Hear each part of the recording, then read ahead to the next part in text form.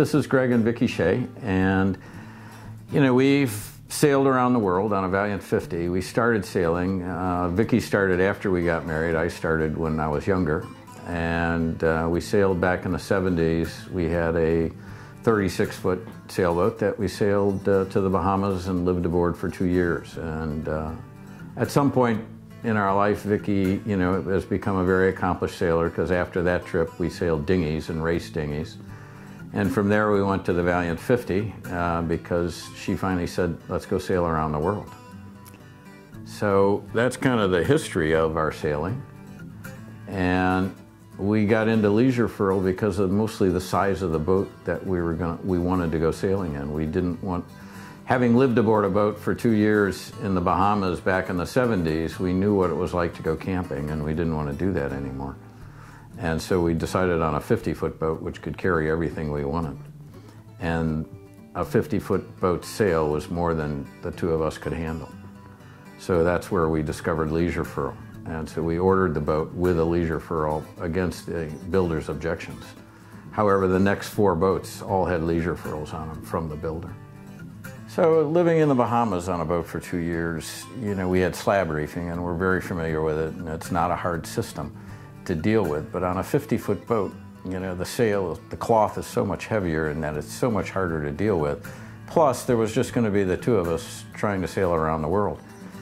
So our thoughts were that, we really would like to do most of it from the cockpit, and having a sail that we could reef and unreef from the cockpit, with ease, was really what was in our program. Having an in-mast furler was never in the discussion, mainly because there was so little sail area and it wasn't fully battened. We had race dinghies for 15 years of our life, and we really wanted a sail that could perform. And the Leisure Furl was the only thing that was close to that, certainly on the market.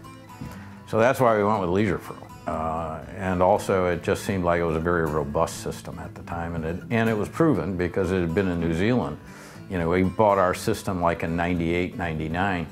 I don't know exactly when because the builder actually bought it.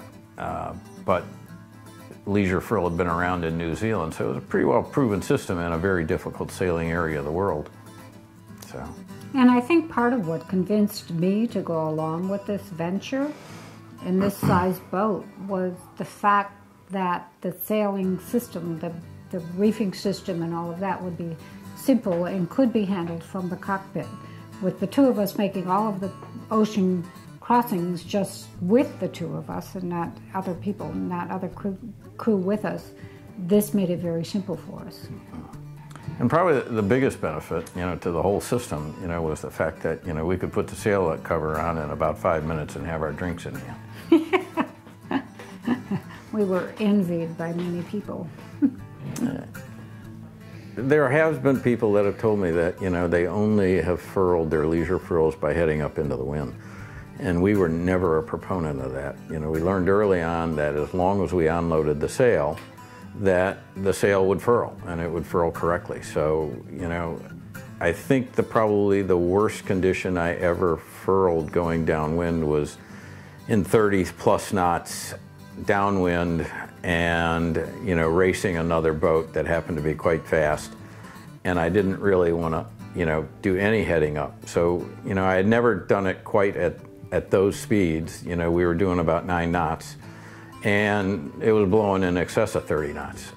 But all we did was center the sail, just like we would do if it was blowing lighter, okay, and it furled just fine. If there's 10 and 12 and 20-foot seas in the Pacific, you really don't want to head into those things, even a little bit.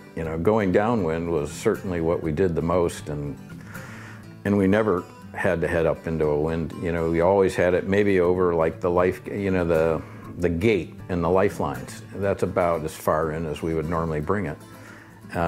Something less than 45-degree angle.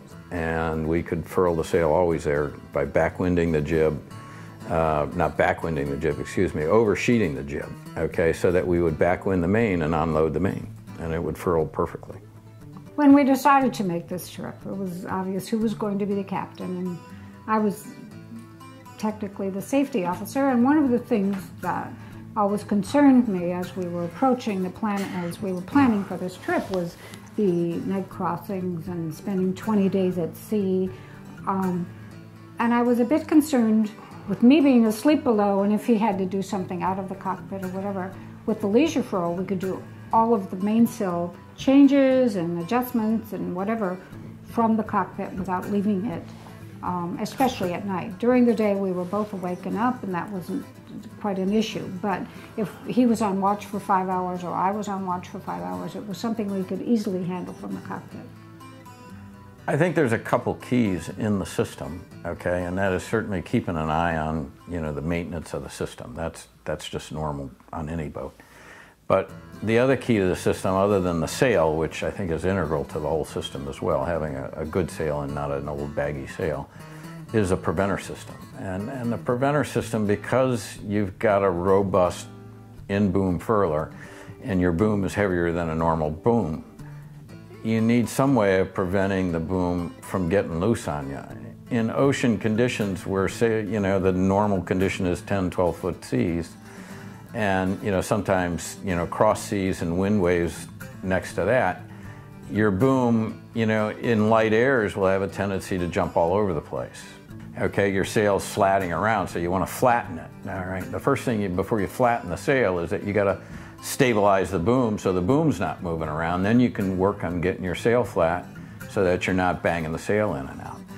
And a good preventer system is the only way to do it. A boom break won't really do it because you can't stabilize the sail well, or the boom, so that it doesn't move. But, you know, if you have a 3-point harness basically on the boom, a preventer to the starboard side and a preventer to the port side, and then your main sheet, okay, that does it as well as a rigid vang holding it up, okay, then you can prevent it from moving anywhere.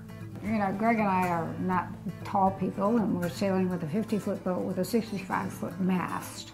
And when we first talked about this, of course, I'm a little apprehensive about the whole thing, but Leisure Furl made it manageable. It made me so comfortable in working with all the forces that are going on. I mean, you can't control Mother Nature, but you certainly control the tools you have to deal with Mother Nature. And the Leisure Furl absolutely made it comfortable for me out there. I didn't once think that anything could be out of my control with this system. And for that, I'm very thankful. We had a great boat, I had a great skipper, and we had Leisure Furl.